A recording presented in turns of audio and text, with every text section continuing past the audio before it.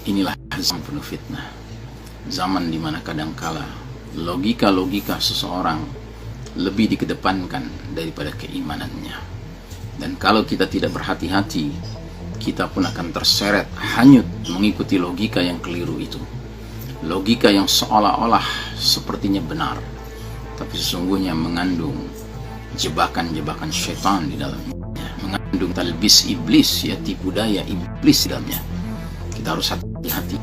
Ini bukanlah zaman di mana kita boleh bersikap santai-santai saja, tenang-tenang saja.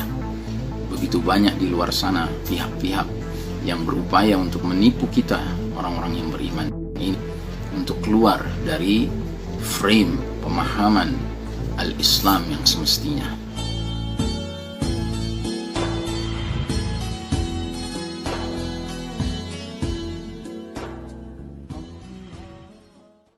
Assalamualaikum warahmatullahi wabarakatuh. Alhamdulillah rabbil alamin, wassalatu wassalamu ala ashrafil anbiya'i wal mursalin, sayyidina Muhammadin wa ala alihi wa ashabihi ajma'in. Faqala Allah ta'ala fi kitabihil karim ba'da a'udzu billahi minasyaitonir rajim, ya ayyuhalladzina amanu taqullaha haqqa tuqatih wa la tamutunna illa wa antum muslimun. وقال تعالى في آية أخرى وإذا قرأت القرآن جعلنا بينك وبين الذين لا يؤمنون بالآخرة حجابا مستورا. Kali ini kami mengangkat sebuah hadis yang oleh Ustaz Abu Fatih Al-Adnani dalam kitabnya 400 hadis akhir zaman meletakkan di bawah judul munculnya kelompok ingkar sunnah.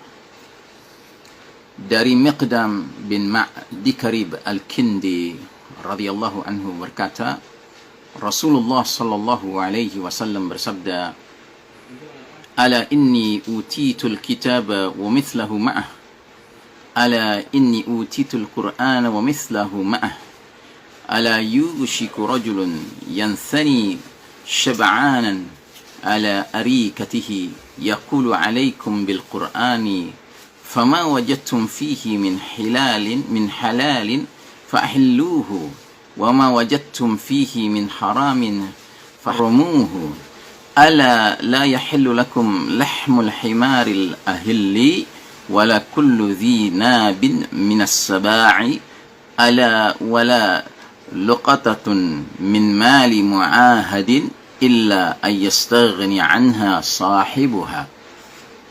Ketahuilah, sesungguhnya aku, kata Nabi Muhammad sallallahu alaihi wasallam, diberi wahyu berupa Al-Quran dan sebuah wahyu lain yang sepertinya.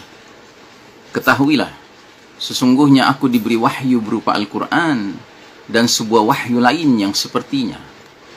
Hampir-hampir akan tiba suatu masa saat seseorang bertelekan dengan perut kekenyangan di atas sofa empuk seraya berkata, hendaklah kalian mengikuti Al-Quran saja. Perkara halal yang kalian dapatkan dalam Al-Quran, halalkanlah. Dan perkara haram yang kalian dapatkan dalam Al-Quran, haramkanlah. Ketahui oleh kalian, sesungguhnya tidak halal bagi kalian daging keledai jinak. Tidak halal pula setiap hewan buas yang bergigi taring. Dan tidak halal pula barang temuan milik seorang kafir yang memiliki perjanjian damai, kecuali jika pemiliknya tidak memerlukannya lagi. Ini hadis diriwayatkan oleh Imam Abu Dawud, Tirmidzi, Ibnu Majah, dan Ahmad. Saudaraku rahimakumullah, hadis ini sangat penting karena hadis ini mengingatkan kita bahwasanya panduan kehidupan seorang mukmin bukanlah hanya Al-Quranul Karim. Bahwasanya Al-Quranul Karim merupakan panduan orang beriman itu jelas, itu pasti. Tetapi melalui hadis ini jelas Nabi Muhammad SAW mengatakan kalian mendapatkan Al-Quran dan sesuatu yang serupa dengannya. Dan yang dimaksud adalah As-Sunnah An-Nabawiyah, hal-hal yang datang dari Nabi Muhammad SAW. Karena semua yang beliau ucapkan pada hakikatnya adalah bimbingan dari Allah Subhanahu wa Ta'ala. Bisa dikatakan itu juga merupakan wahyu. Sebagaimana firman Allah Ta'ala, "Ma yantiqu anil hawa, in huwa illa wahyun yuha." Apapun yang diucapkan Nabi Muhammad sallallahu alaihi wasallam bukanlah mengikuti hawa nafsunya. Semua yang diucapkannya tiada lain adalah berdasarkan petunjuk dari Allah Subhanahu wa Ta'ala. Nah, di zaman kita sekarang ini, zaman penuh fitnah di akhir zaman ini, tidak jarang kita jumpai sebahagian orang bahkan mengaku pemuka Islam, tokoh Islam, ustadz, yang di dalam penyampaiannya menggarisbawahi pentingnya Al-Quran, dan sedemikian rupa dia menggarisbawahinya sehingga jelas terlihat pensikapannya yang cenderung meremehkan hadis-hadis Nabi Muhammad SAW, as-sunnah an-nabawiyah. Wa na'udzubillahi min dzalik. Ini tidak dibenarkan. Karenanya Nabi sampai menyebutkan beberapa hal yang tidak dijumpai dalam Al-Quran, sifatnya lebih rinci, bahwasanya tidak dibenarkan kalian memakan ini, memakan itu, termasuk menggunakan harta orang kafir yang punya perjanjian damai dengan kalian, kecuali jika dia tidak memerlukannya. Ini perkara-perkara yang sifatnya tidak disebutkan secara eksplisit di dalam Al-Quran, tetapi Nabi Muhammad SAW menyampaikannya, mengingatkannya. Karenanya saudaraku rahimakumullah, marilah kita secara utuh menerima ketaatan kepada Allah dan Rasul-Nya. Kita menerima untuk memperhatikan, berpegang teguh kepada pesan Nabi sallallahu alaihi wasallam yang kurang lebih berbunyi sebagai berikut: "Taraktu amraini lan tadillu abadan in tamassaktum bihima, kitabullah wa sunnati."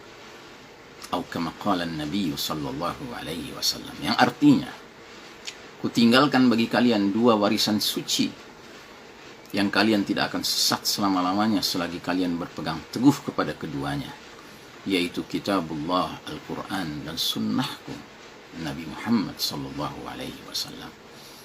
Saudaraku, marilah kita benar-benar bertekad untuk menjadi mukmin, muttaqin, yang tunduk kepada Allah dan Rasul-Nya, bukan semata-mata tunduk kepada Allah dengan alasan bahwa hadis itu tidak terlalu penting. Na'udzubillahi min dzalik. Saudara, inilah zaman penuh fitnah, zaman di mana kadangkala logika-logika seseorang lebih dikedepankan daripada keimanannya. Dan kalau kita tidak berhati-hati, kita pun akan terseret hanyut mengikuti logika yang keliru itu. Logika yang seolah-olah sepertinya benar, tapi sesungguhnya mengandung jebakan-jebakan syaitan di dalamnya, mengandung talbis iblis, ya, tipu daya iblis di dalamnya. Kita harus hati-hati. Ini bukanlah zaman di mana kita boleh bersikap santai-santai saja, tenang-tenang saja. Begitu banyak di luar sana pihak-pihak yang berupaya untuk menipu kita, orang-orang yang beriman ini, untuk keluar dari frame pemahaman al-Islam yang semestinya, pemahaman dinullah yang semestinya. Semoga Allah lindungi kita semuanya dari tipuan-tipuan yang seperti ini. Wassallallahu ala nabiyyina Muhammadin wa ala alihi wa ashabihi ajma'in. Wassalamualaikum warahmatullahi wabarakatuh.